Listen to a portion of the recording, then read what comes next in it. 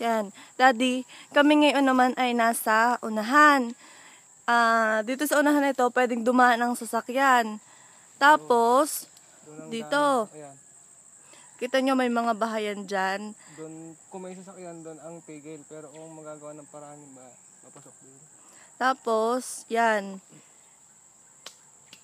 Kumbaga, nasa unahan ako, papunta doon sa likod, ang tingin. Doon sa may puno ng akasya. Hindi mo lang masyado makikita at Pero pupunta ako. napakadaming punong nakasangga. Aray mo, Jaela. Ngayon, ang muhon, din sa unahan ay are. Sa may langka. Yan. Yan ang palatandaan dyan sa may langka. Yon. Yung muhon ay saktong dun sa kinakatayuan ni Ella. Yan.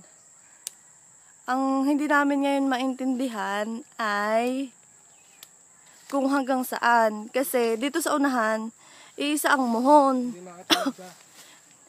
Hindi naman natin napuntahan dati. Hindi rin naman tinuro. Yan. Hindi namin ngayon alam kung Diyan ka na. saan ang boundary dito. Diyan ka na. Tapos, baka ang boundary hanggang din.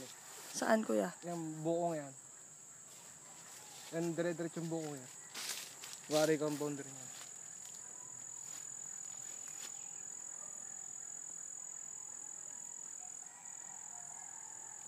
Ngayon, ang pinuntahan namin kasi, tinignan muna namin yung mga muhon, yung hanggang saan, ang lupa. Titingnan namin ngayon yung lawak para matingnan namin kung saan pwedeng magtayo ng bahay dito. Yan. Hindi, pwede siya magtayo kung dulo doon. Isang dulo sa likod, isang dulo dito sa harap. Maari. Yan. Napakasukal. Kailangan ito'y patatabasan. No? Pakikita ko sa kanya lawak. Patagiliran sa unahan. Nagkaw. Papunta sa akasya.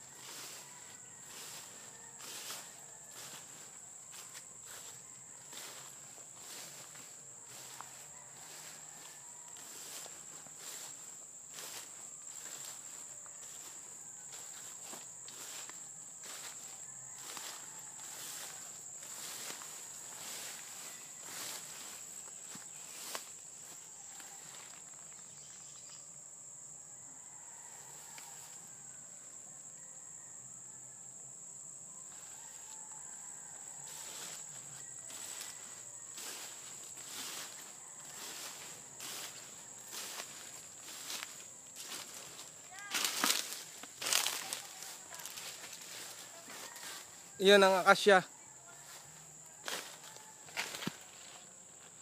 Malaking punong iyon.